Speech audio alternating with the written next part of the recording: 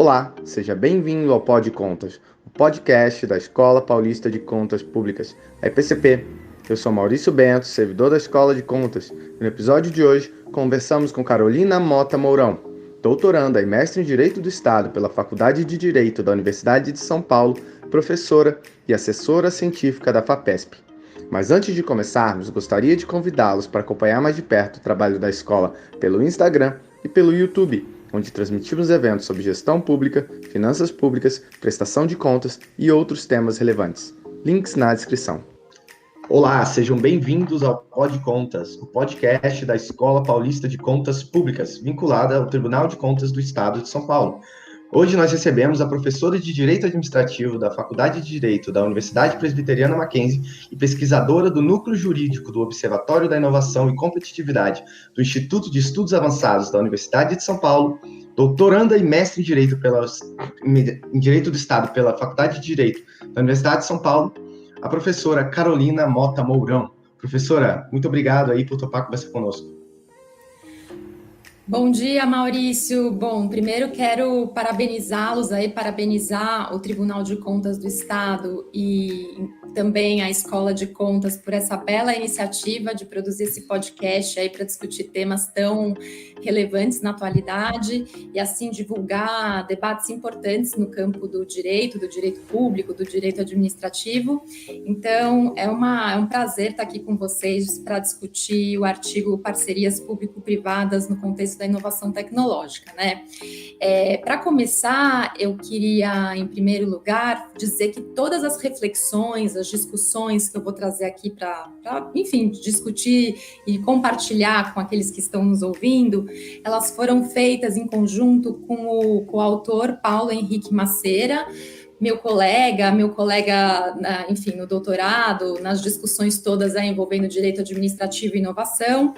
Vale dizer que o Paulo, ele é mestre e doutorando também em Direito do Estado pela USP, e ele atualmente é procurador da Câmara Municipal de Campinas, né? Então, muitas dessas reflexões, elas surgiram a partir de uma conversa entre nós dois para tentar unir, né, e estabelecer uma relação entre PPPs, parcerias público-privadas, e inovação tecnológica. Perfeito, Carolina. Então, como você já adiantou, né, o artigo Parcerias Público-Privadas no Contexto da Inovação Tecnológica, escrito em coautoria com Paulo Henrique Macera, eu li o artigo, achei ótimo, né, vamos entrar nele, inclusive, achei muito interessante o debate, né, com o impacto das PPPs na inovação, realmente um bônus a mais que muitas vezes não é discutido sobre PPPs, né, e você menciona, por exemplo, algumas normas ali, a emenda constitucional número 85, a nova lei de inovação. Então, eu queria saber de você, professora, como o Estado brasileiro vê inovação? Como essas normas impactaram né? Como é que o Estado enxerga a inovação? Essa é uma pergunta super importante, inclusive, para a gente começar essa discussão, né? Vale dizer que o Brasil, ele tem como é que a gente pode dizer, né? Ele ao longo do século XX, ele veio, de certo modo, investindo de modos diferentes aí na construção de um arcabouço institucional, jurídico-institucional, voltado à ciência, tecnologia e inovação. Então, nós tivemos aí, em meados do século XX, digamos assim, a criação de instituições que hoje são muito importantes para esse Sistema Nacional de Inovação, como é o caso do próprio CNPq, da CAPES, do próprio BNDES, da FAPESP, né, a Fundação de Amparo à Pesquisa do Estado de São Paulo, onde inclusive eu sou a assessora científica, da FINEP. Então, órgãos e entidades que são fundamentais no estímulo à ciência, tecnologia e inovação. Então, a gente assistiu, então é importante mencionar que nós assistimos ao longo do século XX, de formas diferentes, a construção de um arcabouço institucional que articula, que maneja, que utiliza instrumentos, notadamente de fomento à ciência, tecnologia e inovação. Mas, como eu disse, essa construção ela foi feita em ritmos diversos. Então, nós tivemos momentos aí de uma construção menos acelerada, digamos assim, e momentos de uma construção mais acelerada. É importante mencionar que, sobretudo a partir dos anos 2000, né, a partir dos anos 2000, o tema da inovação entrou mais fortemente na agenda política, digamos assim, das políticas governamentais. Então, nos anos 90, e isso é importante situar para a gente entender a relação da inovação com as PPPs, as parcerias público-privadas, e a ideia de concessões também, né? Concessões de serviços públicos. Então, primeiro a gente está olhando para o tema da inovação, e aí na sequência eu vou relacionar isso às PPPs para ficar mais claro. Bom, então é importante mencionar que, sobretudo a partir dos anos 2000, nós tivemos aí uma construção mais acelerada de políticas voltadas à inovação. E aí eu poderia citar que nós tivemos a Política Industrial Tecnológica e de Comércio Exterior em 2004, nós tivemos a Política de Desenvolvimento Produtivo em 2008, o Plano Brasil Maior em 2011, o Plano Inova Empresa em 2013, e aí tivemos um plano que acabou não sendo implementado, efetivado, mas era um plano importante, um programa importante, que era o Programa Nacional de Plataformas do Conhecimento em 2014. Então é importante notar que, em termos de políticas para a inovação tecnológica no Brasil, esse tema cresceu sobretudo ao longo dos anos 2000. Atualmente, a gente tem uma visão aí, um tanto diminuída, um tanto enfraquecida sobre o papel da inovação no país, a gente tem assistido isso, né? Então, a gente tem que começar a pensar também, assim, no médio prazo, para onde é que nós vamos caminhar em termos de inovação. Então, sem inovação, acho que essa é uma premissa, pelo menos é o ponto de partida do nosso artigo, sem inovação, é difícil ter um desenvolvimento econômico e social sustentável, né, nessa economia global que nós vivemos atualmente. É importante mencionar que nos anos 2000 também houve uma mudança significativa no arcabouço jurídico, ou seja, nós tivemos aí a edição, e isso foi fundamental para a gente olhar para o tema da inovação da perspectiva jurídica e dos arranjos jurídicos para a inovação. Nós tivemos aí a edição da Lei Federal 10.973 em 2004. Então, vejam, as políticas pensadas a partir dos anos 2000 foram estabelecidas e, paralelamente, foram criadas normas para dar apoio, suporte a essas políticas, né? Então, claro, eventualmente elas não aconteceram de uma maneira totalmente articulada, mas é fato que a gente observou nessa década aí a edição da primeira versão da Lei de Inovação, que seria posteriormente alterada, inclusive para superar alguns gargalos importantes, seria alterada em 2016 por meio da Lei Federal 13.243. Então, a gente costuma chamar essa lei, digamos assim, do Marco Legal da Inovação. Então, o que é o Marco Legal da Inovação? O Marco Legal da Inovação, ele consiste justamente nessa lei editada inicialmente em 2004, posteriormente alterada pela Lei 13.243 em 2016 e que foi posteriormente regulamentada, tanto no âmbito federal, digamos assim, então a gente tem um decreto que regulamentou essa legislação, e nós temos também, vale dizer, como nós estamos aqui falando no âmbito do Estado de São Paulo, mas enfim, para todo o Brasil, logicamente, mas o Estado de São Paulo, que também tem a sua lei de inovação, a Lei Complementar 1049, mais especificamente de 2008, também foi regulamentada. E o regulamento no âmbito do Estado de São Paulo, ou seja, o decreto que regulamentou a Lei 1049, também regulamentou a lei federal para temas de competência do Estado, né? Então, vale dizer que a gente tem hoje, no âmbito federal, o nosso marco legal da inovação. Isso é um ponto muito positivo e nos coloca ao lado aí de países que estão bem avançados, digamos assim, no tema da inovação. Então, nós, em termos de arcabouço jurídico institucional, nós não estamos tão atrasados assim como nós poderíamos supor, né? Nós temos, sim, os mecanismos, os instrumentos e as instituições. Agora, o grande desafio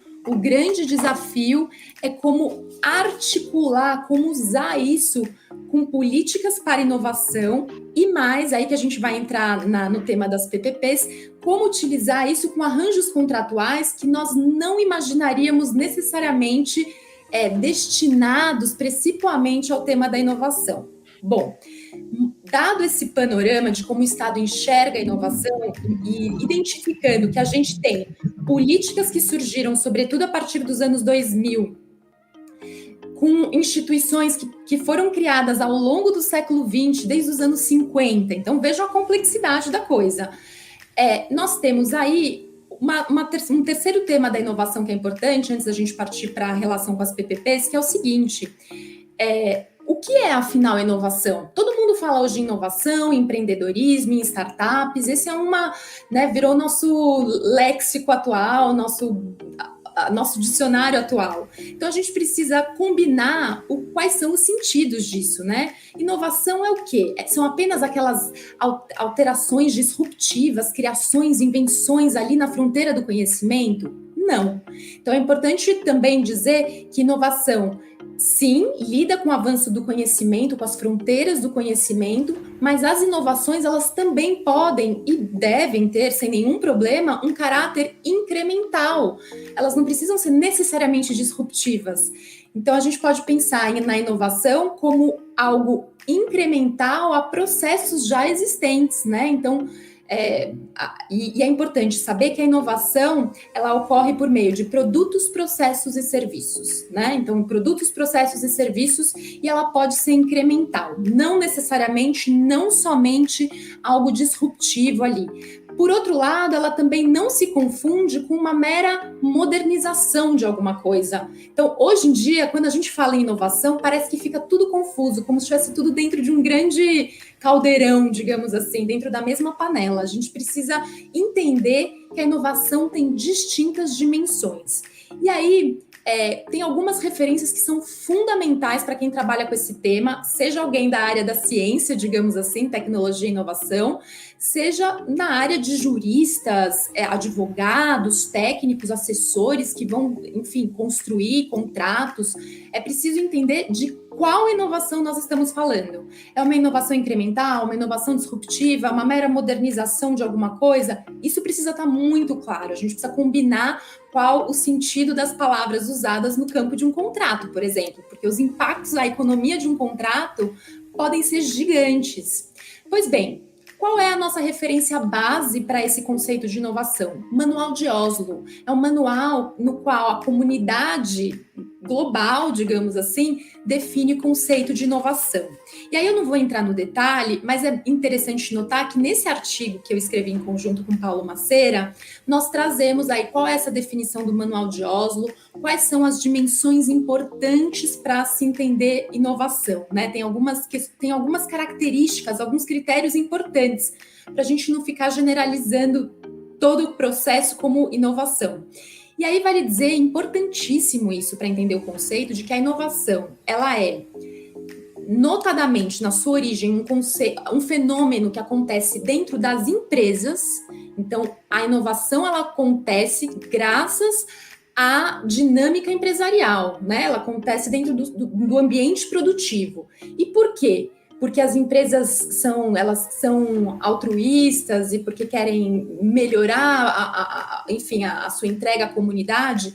Não necessariamente, porque elas vão obter, a partir da inovação, elas vão obter vantagens competitivas. Então, quando a gente fala em inovação, a gente pensa em mercado, a gente pensa em concorrência. Empresas concorrem, competem e inovam para ganhar vantagens competitivas e para sobreviverem no mercado. Porém, esse conceito que é clássico schumpeteriano, é bacana, estou mencionando aqui esses nomes para todo mundo ir se envolvendo no tema. Esse conceito clássico, ele foi ganhando, digamos assim, novos sentidos. Então, hoje em dia, a gente tem um conceito de inovação um pouco mais amplo, que a inovação, ela não é apenas restrita ao âmbito das empresas, ela acontece nas empresas, ela tem como objetivo a busca de vantagens competitivas, mas ela também gera externalidades positivas ou negativas, mas positivas socialmente falando. E a inovação, ela acontece graças à existência de um ambiente inovador. É preciso que haja um ambiente que funcione. E aí o papel do Estado é fundamental. Uma empresa não inova sozinha, ela inova porque existem incentivos, políticas de incentivo a que as empresas inovem. Políticas de incentivo a que empresas se associem ao setor público, aos governos e às instituições públicas ou privadas de ensino e pesquisa, para que possa acontecer a inovação naquele esquema que a gente conhece da tríplice hélice, né? Que une setor público, instituições de pesquisa e setor privado, com vistas a gerar inovações, né? E assim fazer o conhecimento avançar e assim fazer trazer benefícios sociais. Então, essa é a visão. Você me perguntou, né? Como é que o Estado brasileiro vê a inovação? Eu me estendi aqui bastante, mas isso é fundamental para a gente enxergar onde as PPPs se inserem, em que contexto elas se inserem, né? E aí, acho que a gente vai aí para a sua próxima pergunta. Com certeza, muito completa a resposta, professora, muito completa, realmente, até porque, vou dizer que, particularmente, eu acompanhando as PPPs, eu sempre achei que o foco principal fosse, sei lá, ganhar escala, trazer uma empresa que já tenha, né, mais know-how, mais experiência no setor, para auxiliar e aumentar a produtividade e eficiência do setor público, então, da prestação de serviço público. Então, eu sempre vi as PPPs assim, como uma colaboração para aumentar, para melhorar o serviço público. Claro que a inovação também melhora o serviço público, mas justamente ver especificamente pelo lado da inovação me chamou um pouco de atenção. E aí eu queria falar assim, então, como as PPPs em si se relacionam com a inovação hoje? Pois bem, esse é um raciocínio bastante complexo, né? Essa associação entre parcerias público-privadas e inovação. Então, vamos lá, só faltou eu mencionar uma questão específica em relação à inovação. Eu mencionei o conceito de inovação, que ela acontece dentro da empresa. E agora, como a gente vai entrar na seara da delegação de serviços públicos, também vale notar que a gente tem algo que se chama inovação no setor público. Vejam, eu não disse a vocês que a inovação acontece dentro da empresa? Então, como é que a inovação pode acontecer também dentro do setor público, né? Como é que ela vai acontecer? Alguns autores acham, isso é importante, alguns autores entendem que quando a gente fala em inovação no setor público, ela não é a inovação que a gente discute tradicionalmente, que vem daquela matriz schumpeteriana. Tem toda essa discussão. É importante, então, perceber que, enfim, tentando resumir toda essa discussão, né? Alguns entendem que sim, outros entendem que não, entendem que inovação na empresa é totalmente diferente da inovação no setor público, mas fato é que o setor público, de um modo ou de outro, inova. A gente vê isso na experiência global também, em diversos países, e mesmo no Brasil, o setor público inova. E o ganho ali, né? A gente não pode falar em ganho em vantagens competitivas. Não faz sentido falar em vantagens competitivas dentro do setor público, mas faz sentido pensar em inovação como algo, um processo que agrega valor à prestação de um dado serviço. Então, isso é fundamental. Essa é a diferença de pensarmos a inovação dentro da empresa e a inovação dentro do setor público, né? Então, só voltando aí, fechando esse conceito de inovação. E aí, como é que PPP, parcerias público-privadas e inovação se relacionam? Importante mencionar, vocês se lembram que eu falei que nos anos 2000 nós assistimos aí a um crescimento das políticas de ciência, tecnologia e inovação, notadamente de inovação, que nós vimos aí a edição da lei do Marco Legal de Inovação. E como foi essa onda, digamos assim, em relação a concessões de serviços públicos? Nos anos 90 que nós assistimos aí essas decisões e a edição de normas, como foi a própria lei de concessões, no sentido de mudar o padrão da prestação de serviços públicos, não é? Então, nós vimos aí, aliás, a própria edição da lei de licitações, que agora foi reformulada, nós vimos a edição da lei de concessões e, posteriormente, nós vimos a edição da lei das PPPs. Pois bem, havia aí então também nos anos 90, a partir dos anos 90, a construção de uma nova concepção de prestação de serviço público, em que é possível sim contar com particular. E aí, a lógica das PPPs, ela veio no sentido interessante, né? Ela muda a lógica da contratação tradicional, prevista nas leis de licitação e na nossa conhecida Lei 8666, em que, na lei de licitação, não há uma parceria no sentido profundo da palavra entre o setor público e o setor privado. Existe uma parceria em sentido formal, digamos assim. O Estado diz o que precisa, vence um particular que vai apresentar aquilo que o Estado precisa e o Estado vai pagar por isso que ele precisa. Na concessão de serviços públicos, existem algumas questões bastante diferentes. Notadamente, a gente enxergamos isso na lei de PPPs. Há um comprometimento aí entre as partes, há um compromisso efetivo entre as partes. Há também uma característica que naquele momento era bastante distinta, em que o Estado define o objeto contratual, mas cabe ao particular dizer o melhor modo, né? Como é que ele vai executar efetivamente para trazer ganhos de eficiência. Tem aí uma questão de repartição de riscos muito importante, e vale dizer que a lógica da repartição de riscos não é necessariamente uma divisão natural dos riscos, né? Como se ela existisse a priori. Não, as PPPs vão trazer essa divisão de risco de uma maneira mais, num viés mais econômico, é uma relação custo-benefício em que vai se observar onde é que esse risco onera menos aquele contrato, né? E, portanto, a própria sociedade. Então, vejam, considerando essas características, os contratos de PPPs, eles visam ganhos, eles possibilitam e visam ganhos de eficiência.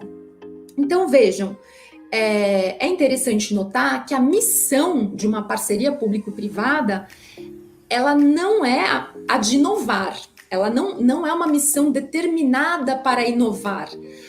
A missão da PPP é permitir uma parceria entre o poder público e privado para grandes projetos de infraestrutura, para que haja uma prestação melhor de serviços públicos, mas não necessariamente mediante inovação tecnológica.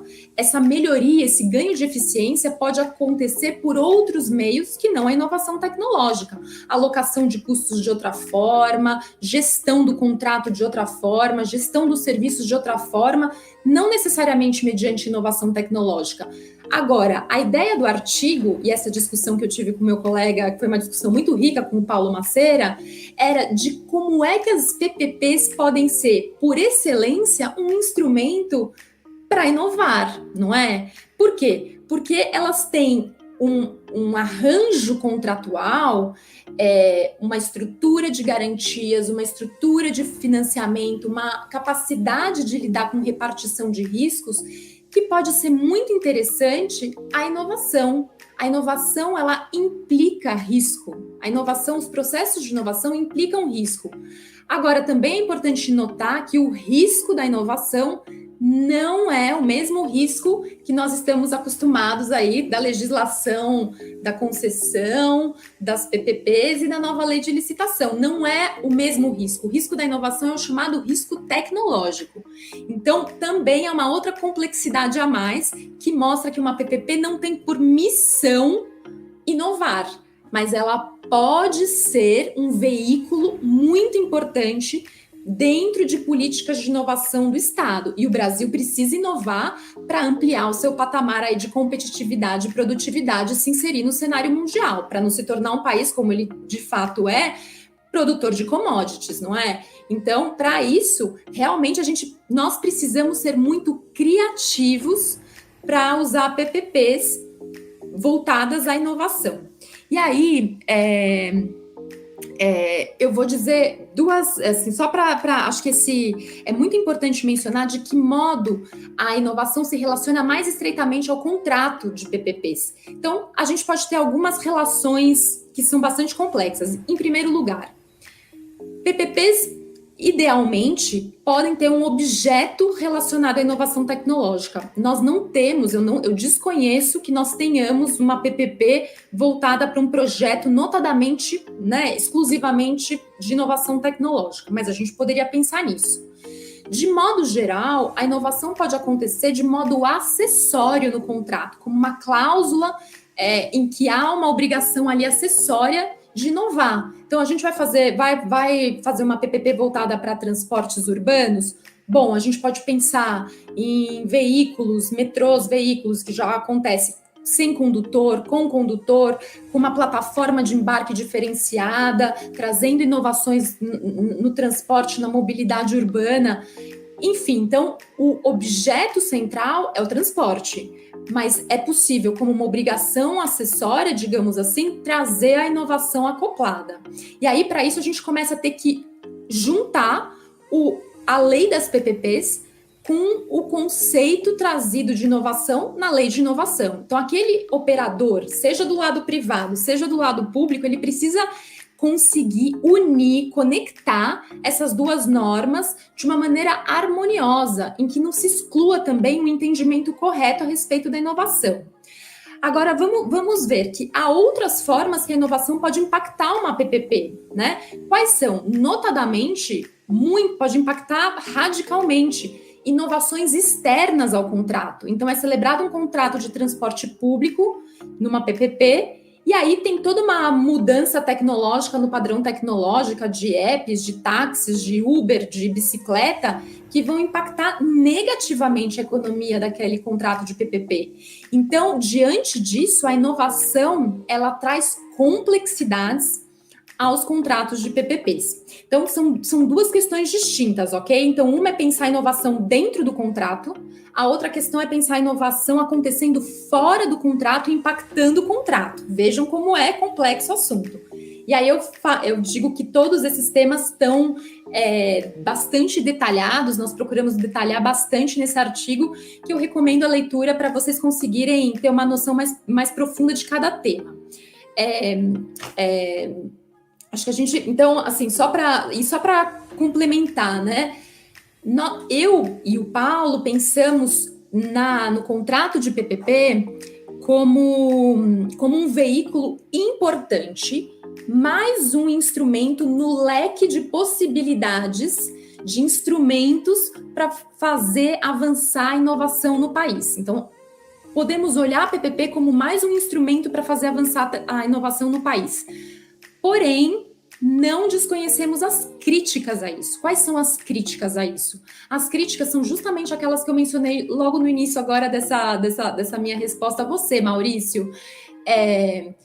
A crítica é que a missão da PPP não é inovar. E ao inserir inovação, a gente pode desvirtuar, trazer muita complexidade ao contrato, e aí não fazemos nenhuma coisa bem feita e nem outra. Então, nem fazemos a PPP, nem provemos uma infraestrutura adequada, com custos adequados, e nem inovamos direito, digamos assim. Então, essa crítica é interessante. E aí, para isso, eu recomendo a leitura. Essa obra não trata diretamente de PPPs, mas sim de licitação, e eu recomendo a leitura do livro Poder de Compra Estatal como Instrumento de Políticas Públicas, da Marina Zago. Ela faz uma crítica muito interessante à utilização de licitações para finalidades derivadas, que ela chama, né? Finalidades secundárias, que é a implementação de política pública. Ou seja, vou comprar copo. Eu vou comprar copos ambientalmente sustentáveis. Então, eu estou fazendo duas coisas, comprando copo e contribuindo para o desenvolvimento sustentável. Qual é o problema disso? É que muitas vezes a gente acaba trazendo uma complexidade ao contrato em que a administração acaba não fazendo direito nem uma coisa e nem outra, ou acaba tendo um custo muito alto. E talvez fosse melhor pegar a parte desse dinheiro e investir diretamente no meio ambiente, não fazer isso por meio de uma compra pública. Por outro lado, isso é importante mencionar, a literatura da inovação, e não é apenas a literatura dentro do Brasil, estudos feitos pelo IPEA, é uma literatura, que está muito, muito difundida na Europa, nos Estados Unidos, em diversos países, dizendo o poder de compra do Estado, o uso do poder de compra do Estado e de contratação pelo Estado é fundamental para inovar. Por isso aqui no artigo nós defendemos as PPPs como um veículo por excelência para tentar usar a favor da inovação. Perfeito, professora. Exatamente essas questões que você trouxe sobre como usar uma licitação, uma PPP para inovar, as complexidades, as dificuldades que tem, realmente não é simplesmente algo bem trivial, né? Então, eu queria também saber uma avaliação sua, professora, sobre como as PPPs, então, têm avaliado, têm afetado a inovação no setor público. Como elas têm, o impacto real que elas têm causado. Então, essa é uma excelente pergunta, porque assim, de fato, Maurício, a gente tem uma questão, um debate entre o teórico e o concreto, o prático. Então, o artigo, ele, de fato, ele deu ênfase à construção de modelos, à construção de parâmetros para a celebração de PPPs, para a formalização de PPPs, que permitam incluir e lidar com inovação, seja dentro do contrato ou seja aquela inovação que acontece fora do contrato, né? Mas nós temos uma realidade no Brasil, pensando o lado concreto, em que nós temos sérios problemas em relação às PPPs, e não problemas relacionados à inovação, mas problemas relacionados à própria execução dessas PPPs. Então, por isso eu também recomendo a leitura de uma outra obra, que é a obra Garantias de Adimplemento da Administração ao Contratado em PPPs, que resultou da tese do José Virgílio Lopes Eney. Nessa tese, o José Virgílio, ele faz uma análise de todas as PPPs celebradas no Brasil no período de 2004 a 2018, se eu não me engano, né? E ele identificou, foram celebradas 111 PPPs, sendo que dessas 111 PPPs, 30% delas nós podemos considerar PPPs frustradas. E onde mora o problema? O problema mora, sobretudo, na fragilidade das garantias, do sistema de garantias. Ou seja, se no modelo teórico ideal nós pensamos, puxa, as garantias é que são fundamentais e a possibilidade das garantias é que são fundamentais para essas parcerias entre setor público e setor privado, o que o Eney está nos mostrando com a tese dele, bastante detalhada, é que nós temos problemas em relação à arquitetura dessas PPPs. Então, se nós já temos problemas em relação à arquitetura dessas PPPs, sendo que 30% delas não foram adiante, digamos assim, e as outras podem ter resultados, enfim, que a gente precisa pesquisar mais a fundo, como é que a gente vai inserir inovação tecnológica dentro desses contratos? Concordo. Nisso eu concordo, haveria aí uma crítica, digamos assim, à nossa defesa, à nossa ideia central, que é de trazer inovação tecnológica para dentro das PPPs. Então, essa seria uma crítica. Então, nós temos PPPs frustradas em razão de um sistema de garantias que muitas vezes ele falha. Número 2, a gente sempre que nós falamos em inovação, nós não falamos em startups. Olha, agora a gente está numa economia das startups, tentando abrir novos mercados. Startups são empresas jovens, que têm jovens envolvidos com ideias inovadoras, são empreendedores. E aí, assim, também nós temos um segundo problema, né, que para enfrentar, que é justamente PPPs são celebradas com grandes empresas que dão conta, digamos assim, de grandes projetos de infraestrutura. E nem sempre essas empresas estão vocacionadas ou realmente têm no seu plano de negócio, digamos assim, a inovação em primeiro lugar, porque elas têm como se fosse uma reserva de mercado. E uma PPP celebrada por 30 anos, por exemplo, digamos assim, eu não vou chamar de uma reserva de mercado, mas ela tem uma situação bastante distinta de uma pequena empresa, que é uma startup que está em outra dinâmica, né, dentro do mercado. Digamos que a grande empresa ela vai ter uma outra dinâmica de competição e que a inovação não estará necessariamente inserida aí nas suas prioridades. A prioridade vai ser cumprir o contrato com o menor custo possível, atendendo às exigências feitas pelo poder público para a prestação do serviço de forma adequada e atualizada ao cidadão. Então, e a literatura aponta isso, a gente trouxe isso no artigo, que é preciso uma articulação e uma engenharia contratual nada fácil aí para juntar PPP parceiro privado, que será um parceiro grande, notadamente um parceiro grande, grande em termos de tamanho de empresa, eu digo, e inserir uma lógica da inovação. E aí a gente tem uma terceira questão que eu não queria deixar de mencionar. Número 1, né? Assim, também a gente tem o tempo das PPPs, são tempos longos, e talvez a gente precisasse, por um lado, pensar em reduzir esses tempos, por outro, a inovação também pode demandar largos tempos, tem uma dificuldade de tempo aí também. Mas uma terceira questão fundamental, eu chamo a atenção para quem tem curiosidade, quem trabalha com esse tema, que é o que a literatura chama de legacy sectors. São setores de infraestrutura que já tem justamente uma estrutura estabelecida e que é difícil de mudar o padrão tecnológico. Exemplo clássico, saneamento básico. Exemplo clássico, energia. Ou seja, vamos imaginar que o Estado celebre um contrato de PPP por um período de 30 anos com base em um determinado padrão tecnológico. Mas, paralelamente, um novo padrão tecnológico surge, novas empresas começam a descobrir uma nova forma de resolver o esgotamento sanitário, mas nós já temos um contrato cuja economia desse contrato, né, o equilíbrio econômico-financeiro desse contrato está todo dado em face de um determinado padrão tecnológico. Energia. Puxa, a gente está assistindo aí a mudança de padrões para energias limpas, não é? Então, como é que a gente pensa PPPs, inovação nesse contexto? Bem difícil, mas é uma realidade inescapável. Nós precisamos pensar sobre isso. Pensando no setor de saneamento, nós temos uma meta de universalização dos serviços até 2030. Ou seja, se nós não formos muito criativos, se não juntarmos todas as pontas, articularmos órgãos, digo para vocês, órgãos de controle, gestores públicos, setor privado, academia, institutos de pesquisa, nós não vamos conseguir cumprir esse prazo. E aí é preciso pensar numa arquitetura, numa arquitetura dos contratos de PPPs e outras fórmulas para a gente fazer avançar a inovação no país. Perfeito. Então, realmente, as PPPs são um instrumento positivo para isso, mas também não é como se fosse a panaceia, né? Realmente tem que saber usar com prudência também.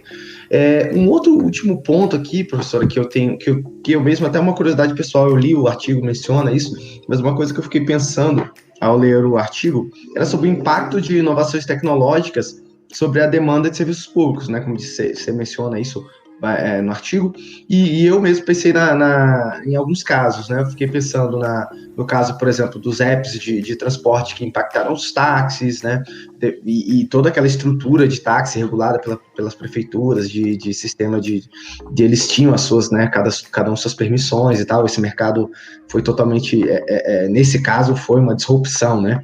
Também teve a questão do transporte interestadual, que hoje em dia tem saído aí na imprensa, que tem o regulado em geral pela NTT, né? Mas aí tem também novas empresas, novas tecnologias, né? Que estão usando apps também para modificar a lógica do serviço de alguma forma. Então, acho que isso tem acontecido sobre vários serviços. Eu queria ouvir de você, né, da especialista, como que você vê essa questão e como que, de certa forma, os gestores, né, e também as empresas podem pensar nisso, porque quando você faz um contrato de 30 anos e aí vem, talvez, uma mudança muito significativa naquele mercado, pode causar um impacto até no apetite por entrar nas PPPs, né?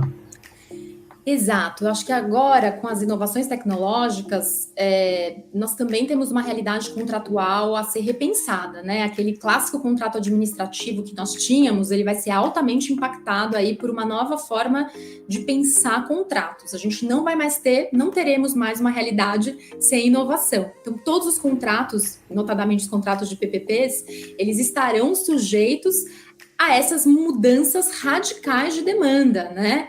E aí essa parte, assim, eu faço questão de citar o meu colega Paulo Macera, ele se dedicou e se debruçou muito sobre esse tema para pensar tanto os riscos em geral, os riscos existentes em relação aos contratos de PPPs, né? Tem toda uma classificação, os autores fazem classificações quanto ao tipo de risco. Então, a gente tem risco regulatório, risco político, risco de riscos técnicos envolvidos, riscos de manutenção. Então, nós podemos classificar os riscos relacionados a uma PPP de variados modos, né? Mas é fato, existem riscos. E os riscos decorrentes da inovação tecnológica não podem ser, não existe mais uma realidade em que nós possamos não considerá-los, né? E aí, o artigo traz aí, e claro, existem outras possíveis interpretações. Fato é, se esses riscos existem, então a gente precisa encontrar maneiras de gerenciá-los e mitigá-los. É o que nós, como profissionais, podemos fazer e discutir. E aí a gente pode dar mais ênfase a um instrumento ou outro. Aqui no artigo, nós identificamos 8 formas de gerenciar e tentar, de alguma maneira, mitigar esses riscos ao contrato e eu diria, né, esse impacto na economia do contrato de PPP. Então, vou destacar alguns, não vou falar dos 8 todos, né, acho que a gente acabaria, assim, extrapolando também muito o nosso tema, talvez ficando aqui também muito técnicos, mas é importante mencionar que a gente precisa pensar em planejamento das etapas e do processo todo de absorção tecnológica ao objeto da PPP. Então, como é que vai se dar esse processo em que a nova tecnologia pode ser eventualmente absorvida? Então, não pensando aí num app que foi criado e mudou a lógica do mercado, mas pensando numa nova tecnologia que foi criada na prestação de serviços de saneamento, por exemplo. Como é que a gente faz um planejamento contratual que possa prever a absorção dessa nova tecnologia ao contrato, né? Então, precisamos pensar isso, a existência de um planejamento, de estudos de tendência, da possibilidade de processos talvez rescisórios, inclusive, né? Enfim. Uma segunda, outros instrumentos possíveis aí, por exemplo, acho que são muito importantes de serem considerados, é o tema da matriz de risco, né? Então, de modo geral, na matriz de risco, os riscos são atribuídos numa lógica custo-benefício, é importante mencionar, mas em muitas matrizes de risco elas envolvem conceitos muito indeterminados, a coisa não fica muito bem estabelecida. Então, é preciso trabalhar para evitar essas indeterminações, digamos assim, né? A matriz de risco, ela precisa organizar os riscos em blocos e estabelecer claramente a atribuição dessas responsabilidades, né?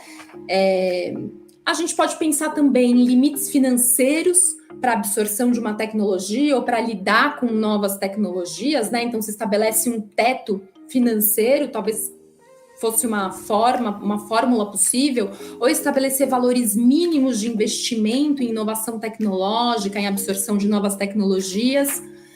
Nós sugerimos aqui no artigo também a realização de revisões periódicas, talvez seja uma questão importante, né? Revisões periódicas do contrato, patamares de performance e criação, por exemplo, de fundos de reserva, em que esses fundos de reserva eles vão ser utilizados na necessidade desse reequilíbrio econômico-financeiro aí do contrato, e caso ele não seja usado, esse fundo de reserva, ele depois pode, digamos assim, ser destinado a uma finalidade pública. Agora, por fim, eu destacaria aí a construção, e isso é fundamental também ao pensarmos nos contratos, que é um sistema de governança do contrato, né, para resolução das controvérsias, para resolução dessas questões. Então, eu acho que nós estamos em um momento em pensar contratos serão celebrados, inovações tecnológicas acontecerão. Então, talvez a gente precise criar um esquema, no sentido positivo da palavra, e não um esquema negativo, mas sistemas de governança desses contratos, investir nisso. Esse tema da governança, ele vem sendo muito discutido em contratos estritamente voltados para a inovação. Ele é fundamental porque o processo de inovação envolve muitos riscos tecnológicos, não são os riscos que a gente está falando de infraestrutura, de PPPs. Mas ainda assim, eles podem ser um bom parâmetro para a gente pensar na governança. Então, contratos que tenham uma estrutura de governança que permita uma adaptação contratual e que a gente consiga entender. Uma coisa é o reequilíbrio econômico-financeiro, né? Aquela economia inicial do contrato. Outra coisa é entender aí como é que a gente vai lidar com inovação tecnológica. Por isso, veja, Maurício, essa é uma proposta do nosso artigo, é uma proposta no sentido de enxergar a PPP como mais um elemento, mais um instrumento aí no conjunto de instrumentos para servir de apoio a políticas de inovação. Nós não estamos dizendo que a PPP ela tem por missão inovar, mas ela pode ser um veículo por excelência para trazer inovação que o país precisa, né? Então, a gente pensar contratos de infraestrutura em que a gente não fique pedindo ao concessionário para instalar telefone, né? Acho que não se faz mais isso, mas instalar telefone na beira da estrada. A gente precisa pensar em sistemas outros. Então, em outras palavras, no momento de fazer a arquitetura de um contrato de PPP, que não é algo simples, talvez uma ideia seja sempre tentar construir uma articulação, e no momento político que nós vivemos não é fácil, mas tentar construir isso com alguma lógica razoável dentro das políticas de inovação do país, né? Não esquecermos que existe a PPP e que ela pode nos ajudar a criar novos arranjos jurídicos para inovar. Certamente, o PPP é um instrumento muito poderoso e deve ser utilizado, né? E bom, assim, particularmente tenho visto que tem aumentado a sua utilização, e é bom a gente discutir para utilizar sempre da melhor forma. E com artigos como o seu, com os livros, né? Livros como Experiências Práticas e Concessões de PPPs, né? Organizado aí pelos nossos colegas Diego Giacomo e Val Tafu, Guilherme Jardim Joxites e Rafael Ramos Issa. Esse tipo de debate é feito e conseguimos melhorar as nossas instituições, né, nossos contratos e tudo mais. Então, professora, queria agradecer pela participação, foi muito produtiva, muito conteúdo, muito denso, e, claro, recomendar a todos que leiam o artigo completo. Obrigado aí pela participação. Legal, Maurício. Eu é que tenho a agradecer a vocês, em meu nome, em nome do Paulo, agradeço também ao Guilherme, ao Rafael Issa, colegas de discussões enormes, aí, discussões jurídicas, e parabéns mais uma vez a vocês, porque esse podcast vai ter um mecanismo, é um caminho de divulgar cada vez mais informações importantes, não apenas para a comunidade jurídica, digamos assim, mas ampliar esse debate, né? O que acho que o mais importante, até para fortalecer aí o nosso regime democrático, é ampliar esse debate, explicar, trazer pessoas e mostrar que todos estão aptos aí a entender o que é uma PPP, o que é inovação, como é que a gente pode fazer o país avançar. Então, obrigada aí por essa oportunidade de conversar com vocês todos.